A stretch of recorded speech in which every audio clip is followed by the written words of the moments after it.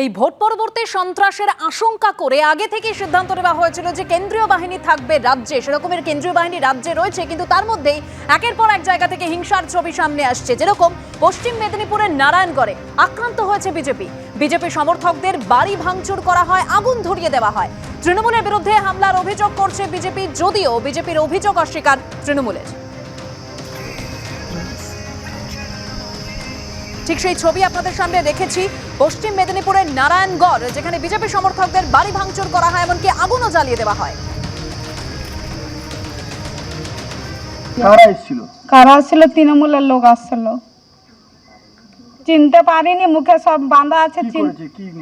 কি নিয়ে গেছে? টিভি নিয়ে গেছে, মোবাইল নিয়ে গেছে, তক্তপোষ নিয়ে গেছে, আধার কার্ড, ভোটার কার্ড সবগুলো পুড়ে ছাই করে দিচ্ছে। পুলিশ আসেনি। সেরকম কোনো ঘটনাই ঘটেনি আমার অঞ্চলে। আর দোকান পোড়ার যে বিষয়টা বলছেন, ওটা তো তার ওখানে দোকান থাকতো, এমনি তেলে ভাজা দোকান, তার দোকান নিজস্ব, এই থেকে তার আগুন লাগছে। এতে তৃণমূল কংগ্রেস কোনোভাবেই জড়িত নয়। নির্বাচন যা রেজাল্ট, মানুষ আস্থা রেখেছে দলের উপরে, তৃণমূল কংগ্রেস সরকারের, মমতা বন্দ্যোপাধ্যায়ের উপরে।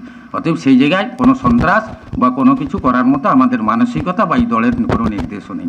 ভোটের পরও হিংসা অব্যাহত, বিভিন্ন জায়গা থেকে ভোট পরবর্তী সন্ত্রাসের অভিযোগ সামনে আসছে।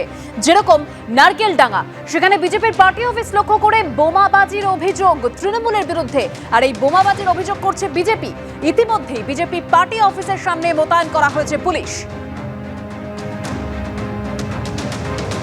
নারকেলডাঙ্গায় বিজেপির পার্টি অফিস লক্ষ্য করে বোমাবাজির অভিযোগ তৃণমূলের বিরুদ্ধে, অভিযোগ করছে বিজেপি। ইতিমধ্যেই বিজেপির পার্টি অফিসের সামনে পুলিশ মোতায়েন করা হয়েছে।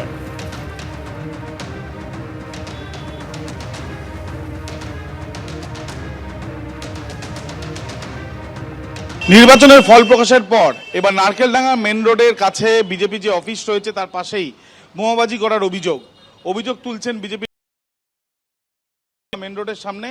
এবং